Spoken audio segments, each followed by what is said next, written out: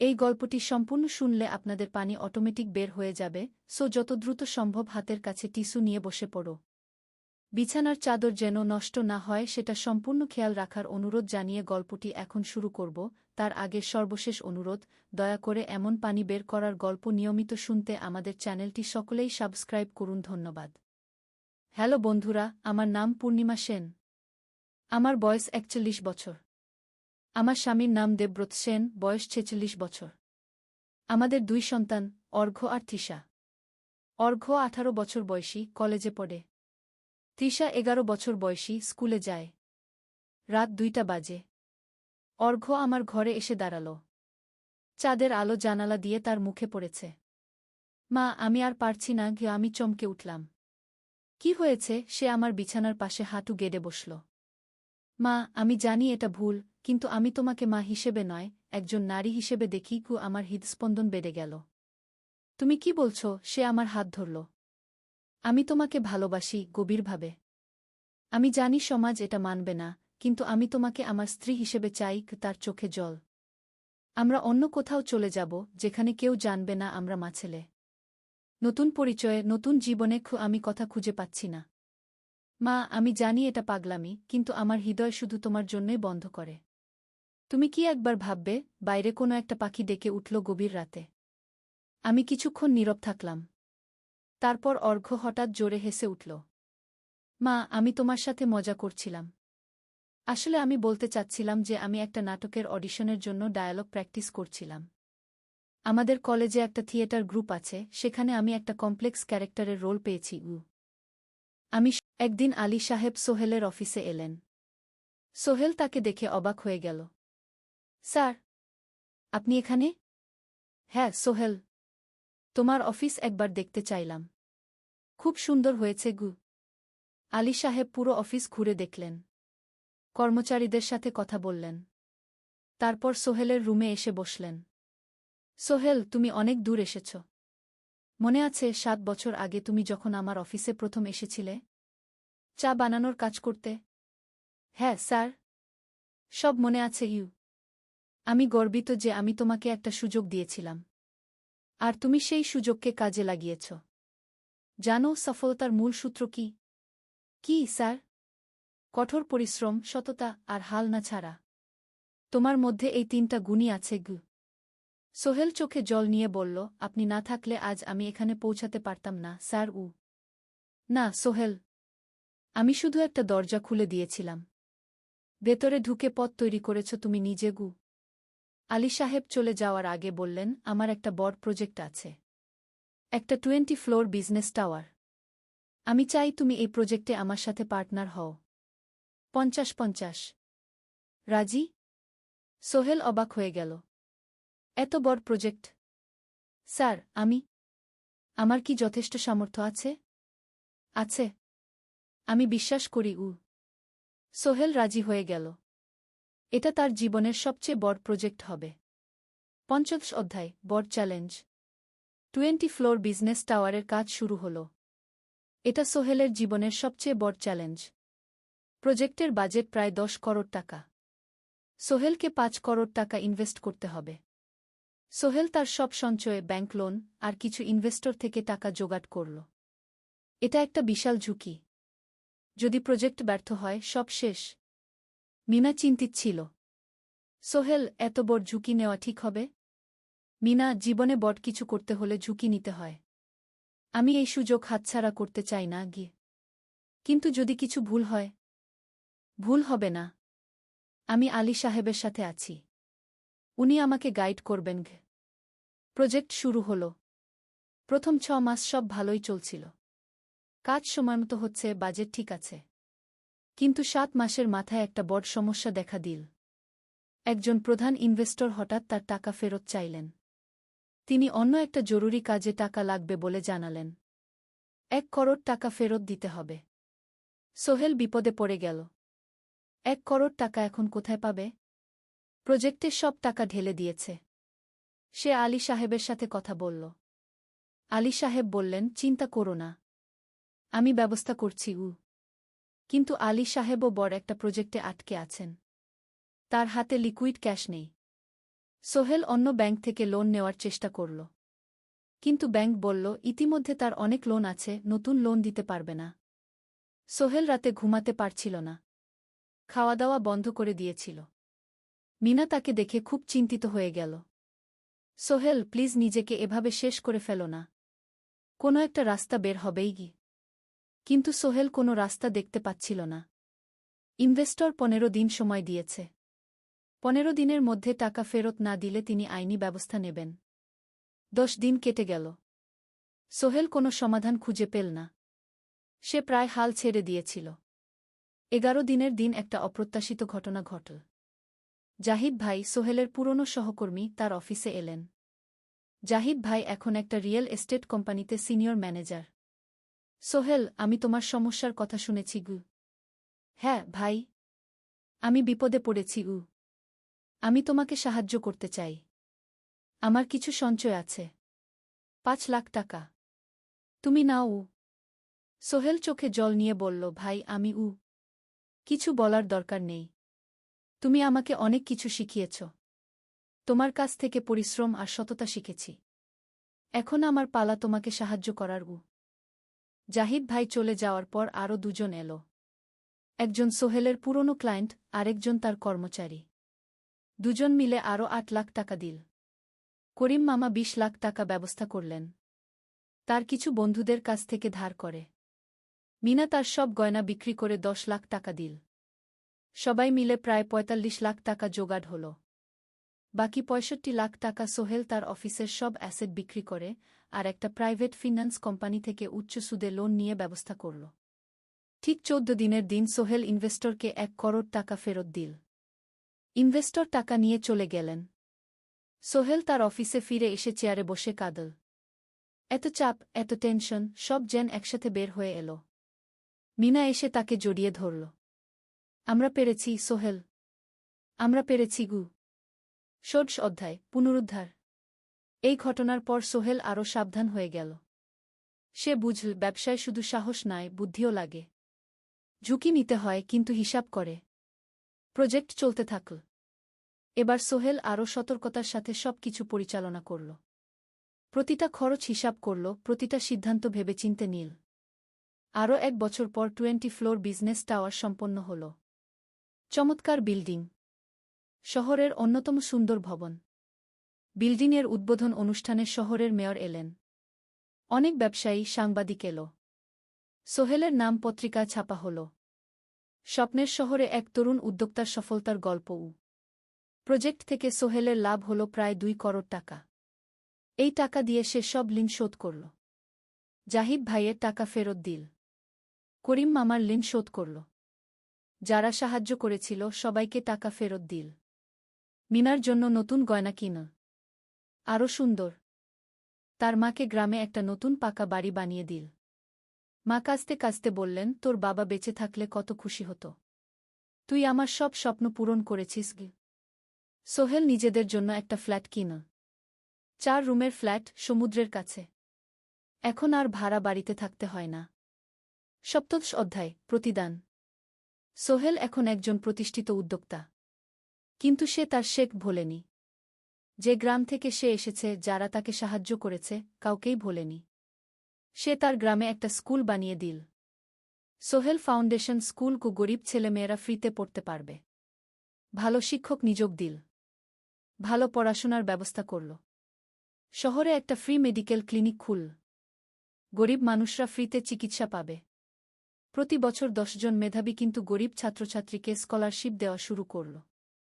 তারা বিনামূল্যে পড়াশোনা করতে পারবে। একদিন একটা টিভি চ্যানেল সোহেলের ইন্টারভিউ নিতে এলো। আপনার সফলতার গোপন সূত্র কি? সোহেল একটু ভেবে বলল, কঠোর পরিশ্রম, সততা আর হাল না ছাড়া। এই 3টা জিনিস যদি কারো মধ্যে থাকে, সে যে কোনো কিছু অর্জন করতে পারে। আর সবচেয়ে বড় কথা, যারা আমাকে সাহায্য করেছে তাদের ছাড়া আমি কিছুই না। একা কেউ সফল হতে পারে না গি। আপনার পরবর্তী স্বপ্ন কি? আমি চাই আরও মানুষকে সাহায্য করতে। আমার মতো যারা গ্রাম থেকে শহরে আসে তাদের জন্য একটা ট্রেনিং সেন্টার খুলব। তারা সেখানে বিভিন্ন স্কিল শিখতে পারবে, চাকরি পাবে, নিজের পায়ে দাঁড়াতে পারবে গু। অষ্টাদশ অধ্যায়, নতুন প্রজন্ম। আরও 5 বছর কেটে গেল। সোহেল এখন ৪৫ বছরের। তার মেয়ে সারা এখন ৯ বছরের। স্কুলে ক্লাস 4-এ পড়ে। খুব মেধাবী মেয়ে।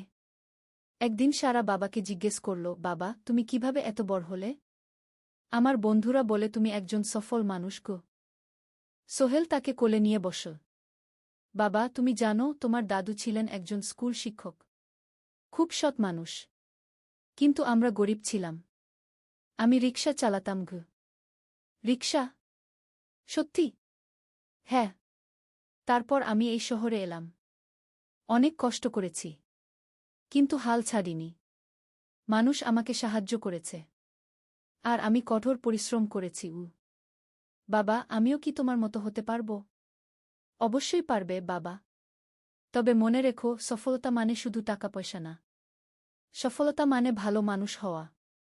অন্যদের সাহায্য করা। সৎ থাকা। সারা মাথা নাড়ল। আমি ভালো মানুষ হব বাবাবু। সোহেল তার মেয়েকে জড়িয়ে ধরল। মনে মনে ভাবল তার জীবনের সব কষ্ট সার্থক হয়েছে। মিনা রান্নাঘর থেকে ডাকল, খাবার তৈরি। এসো। সোহেল সারাকে নিয়ে ডাইনিং টেবিলে গেল। ঋতু এসেছে। সে এখন বিয়ে করেছে, তার একটা ছেলে হয়েছে। সোহেলের মা মাঝে মাঝে চট্টগ্রামে বেড়াতে আসেন। আজও এসেছেন। সবাই মিলে খেতে বসল। হাসিগল্পে ভরা পরিবার। সোহেল তাকাল তার মায়ের দিকে, মিনার দিকে, সারার দিকে, ঋতুর দিকে। মনে হল জীবনে আর কি চাই? খাওয়া শেষে সবাই বসে রইল।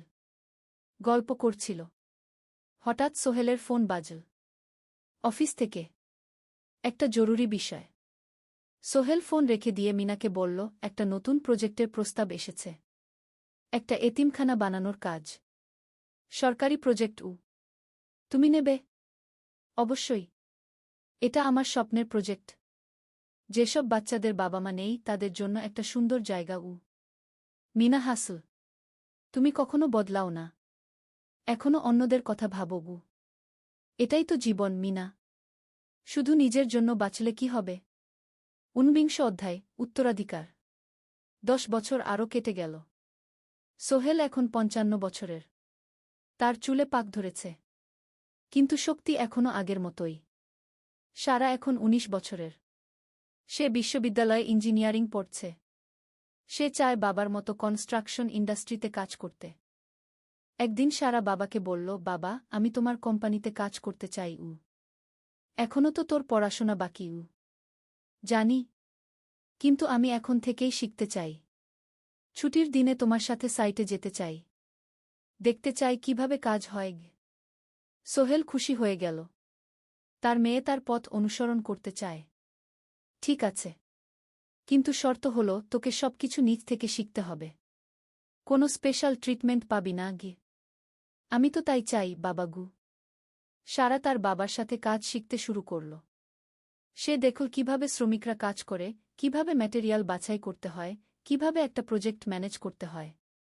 সোহেল তাকে কোনো সহজ পথ দিল না। সারাকেও সবার মতো কষ্ট করতে হল। সাইটে রোদে দাঁড়িয়ে থাকতে হল। শ্রমিকদের সাথে কথা বলতে হল। কিন্তু সারা হাল ছাড়ল না। সে তার বাবার মেয়ে। পরিশ্রম করতে জানে। 3 বছর পর সারা গ্রাজুয়েট হল। সে সোহেলের কোম্পানিতে জুনিয়র প্রজেক্ট ম্যানেজার হিসেবে যোগ দিল। সোহেল ধীরে ধীরে সারাকে বড় দায়িত্ব দিতে শুরু করল। সারা তার বাবার মতোই সৎ, পরিশ্রমী। 20 অধ্যায়, সমাপ্তি নয়, নতুন শুরু। আরও 5 বছর পর। সোহেল এখন 60 বছরের। সে সিদ্ধান্ত নিল, এবার অবসর নেওয়ার সময় এসেছে। কোম্পানির দায়িত্ব সারাকে দেবে। একটা অনুষ্ঠান করা হল। সোহেল আনুষ্ঠানিকভাবে কোম্পানির চেয়ারম্যান পদ থেকে অবসর নিল। সারা হল নতুন ম্যানেজিং ডিরেক্টর। সোহেল তার বক্তব্যে বলল, আমি যখন এই শহরে এসেছিলাম আমার পকেটে ছিল মাত্র 5,000 টাকা। একটা ছোট্ট ব্যাগ। আর অনেক স্বপ্ন। আজ 40 বছর পর আমি পেছনে ফিরে তাকাই, দেখি একটা দীর্ঘ পথ। সেই পথে অনেক কষ্ট ছিল, অনেক বাধা ছিল। কিন্তু ছিল অনেক ভালোবাসাও। অনেক মানুষের সাহায্যও। আমি বিশ্বাস করি সফলতা একা আসে না। এটা আসে অনেক মানুষের সমর্থন, ভালোবাসা আর বিশ্বাস নিয়ে। আমি যা কিছু অর্জন করেছি তা আমার একার না। এটা আমার পরিবারের, আমার কর্মচারীদের, আমার বন্ধুদের, সবার। আজ আমি আমার মেয়ে সারার হাতে এই দায়িত্ব তুলে দিচ্ছি। আমি জানি সে আমার চেয়ে ভালো করবে। কারণ সে শিখেছে আমার ভুল থেকে, আমার অভিজ্ঞতা থেকে। অনুষ্ঠান শেষ হল। সবাই চলে গেল। সোহেল আর মিনা অফিসে একা দাঁড়িয়ে রইল। মিনা, মনে আছে আমরা প্রথম কখন দেখা হয়েছিলাম? হ্যাঁ, তোমার সেই ছোট্ট মুদি দোকানে। তুমি বিস্কুট কিনতে এসেছিলে। কে ভেবেছিল সেই দিন থেকে আমাদের এই পর্যস্বপ্নের শহর। প্রথম অধ্যায়, যাত্রা শুরু। সকাল 7টা বেজে গেছে। ঢাকার কমলাপুর রেলস্টেশনে মানুষের ভিড়। চারদিকে চা বিস্কুট বিক্রেতাদের চিৎকার, ট্রেনের হর্ন আর যাত্রীদের কোলাহল। এই বিশাল ভিড়ের মধ্যে একটা ছোট্ট ব্যাগ হাতে দাঁড়িয়ে আছে সোহেল। বয়স মাত্র 22। গায়ের রং শ্যামলা, চোখে স্বপ্নের ঝিলিক। ভাইজা, চট্টগ্রামের টিকিট আছে? সোহেল টিকিট কাউন্টারের সামনে দাঁড়িয়ে জিজ্ঞেস করল। আছে। ৩০ টাকা। কাউন্টারের লোকটা উত্তর দিল। সোহেল তার পকেট থেকে টাকা বের করল। মোট ৫,০০০ টাকা। এই টাকা সে জমিয়েছে গত ৩ বছরে রিকশা চালিয়ে। তার স্বপ্ন ছিল চট্টগ্রাম গিয়ে একটা ভালো চাকরি পাওয়া। গ্রামে আর থাকতে চায় না সে। বাবা মারা গেছেন ১০ বছর আগে। মা আর ছোট বোন ঋতুকে নিয়ে সংসার চালাচ্ছিল রিকশা চালিয়ে। কিন্তু এভাবে তো আর সারা জীবন চলবে না। টিকিট কেটে সোহেল প্ল্যাটফর্মে এলো। ট্রেন ছাড়বে আর মাত্র ১৫ মিনিট পরে। সে একটা বেঞ্চে বসে পড়ল। ব্যাগটা বুকের কাছে চেপে ধরল। এই ব্যাগে আছে তার সব সম্পদ, কিছু কাপড়, একটা ছোট্ট ফটো ফ্রেমে বাবা মায়ের ছবি, আর কিছু টাকা। কোথায় যাচ্ছেন? পাশে বসা একজন বয়স্ক মানুষ জিজ্ঞেস করলেন। চট্টগ্রাম কাকা। চাকরি খুঁজতে যাচ্ছি। সোহেল বিনয়ের সাথে উত্তর দিল। ভালো। তবে শহরে সাবধানে থাকবেন। শহর মানে অনেক সুযোগ, কিন্তু অনেক ফাঁদও আছে। বয়স্ক লোকটা বললেন। সোহেল মাথা নাড়ল। সে জানে শহরের জীবন সহজ না। কিন্তু তার কোনো বিকল্প নেই। গ্রামে রিকশা চালিয়ে মাসে ৩,৫০০ টাকা আয় হতো। তার মধ্যে সংসার চালাতে হতো, বোনের স্কুলের খরচ দিতে হতো, মায়ের ওষুধের খরচ দিতে হতো। কিছুই বাঁচত না। আর এই জীবন থেকে বেরোনোর একটাই পথ, শহরে গিয়ে ভালো কাজ খুঁজে নেওয়া। সোহেল মনে মনে ভাবল তার বাবার কথা। বাবা ছিলেন একজন স্কুল শিক্ষক। খুব সৎ মানুষ ছিলেন। সবসময় বলতেন, সোহেল, তুই লেখাপড়া শিখে বড় মানুষ হবি। আমাদের পরিবারে আর কেউ বড় চাকরি করেনি। তুই করবি। কিন্তু বাবা যখন মারা গেলেন তখন সোহেল মাত্র এসএসসি পরীক্ষা দিয়েছে। ফলাফল ভালো হয়েছিল, জিপিএ অর্ধচতু। কিন্তু বাবার মৃত্যুর পর আর পড়া হল না। পরিবারের দায়িত্ব নিতে হল। ট্রেন ছাড়ল। সোহেল জানালার পাশে বসে বাইরে তাকাল। ধানক্ষেত, নদী, ছোট ছোট গ্রাম, সব পেছনে ফেলে ট্রেন এগিয়ে চল। সোহেলের মনে হল সে যেন তার পুরনো জীবনটাকেও পেছনে ফেলে আসছে। ট্রেনে একজন হকার এসে চা বিক্রি করছিল। সোহেল একটা চা কিনল। ১০ টাকা।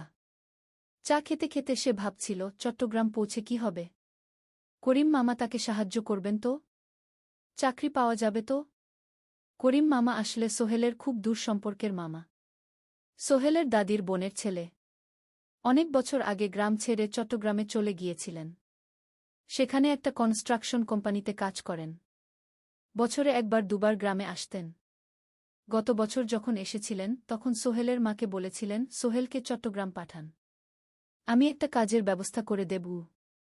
সেই কথাতেই ভরসা করে সোহেল আজ এই যাত্রা। দ্বিতীয় অধ্যায়, নতুন শহর। চট্টগ্রাম পৌঁছাতে প্রায় ৬ ঘণ্টা লেগে গেল। দুপুর ১টা বাজে।